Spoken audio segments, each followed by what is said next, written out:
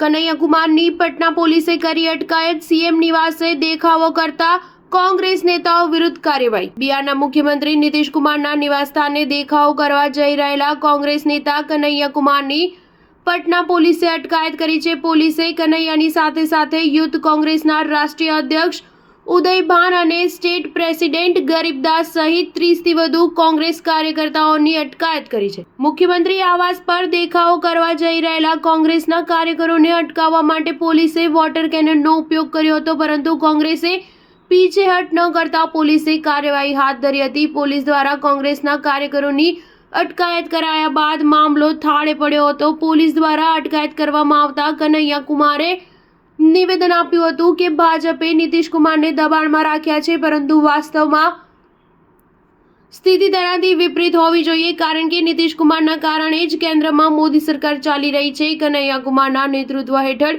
કોંગ્રેસે 16 માર્ચથી પશ્ચિમી ચંપારણના ભીતિહરવા સ્થિત ઐતિહાસિક ગાંધી આશ્રમથી પલાયન રોકો નોકરી દો સૂત્રોચ્ચાર સાથે પદયાત્રાની શરૂઆત કરી હતી, જે આજે પટના પહોંચી પૂર્ણ થઈ હતી।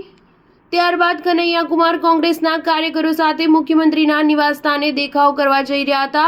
આ પદયાત્રામાં કનૈયાએ નિવેદન આપ્યું હતું કે બેરોજગારી હટાવો યાત્રા, સંવિધાન બચાવો યાત્રા, અનામત વધારો યાત્રા આખા દેશમાં શરૂ કરી હતી। દેશના વાસ્તવિક મુદ્દાઓ અમે ઉઠાવ્યા હતા। અમારી લડાઈ બેરોજગારી સાથે છે। હવે અન્ય પક્ષ પણ અમારી સાથે જોડાયા હતા। પદયાત્રાના સમાપન સમયે પટના પહોંચેલા કોંગ્રેસના મહાસચિવ સચિન પાયલટે બિહારના મુખ્યમંત્રી નીતિશ કુમાર અને તેમના પક્ષ જેડીયુ પર પ્રહારો કર્યા હતા। પાયલટે પેપર લીક મુદ્દે પણ બિહાર સરકારને ઘેરી હતી। સ્ટાર ન્યૂઝ 7 હંમેશા સચ્ચાઈની સાથે।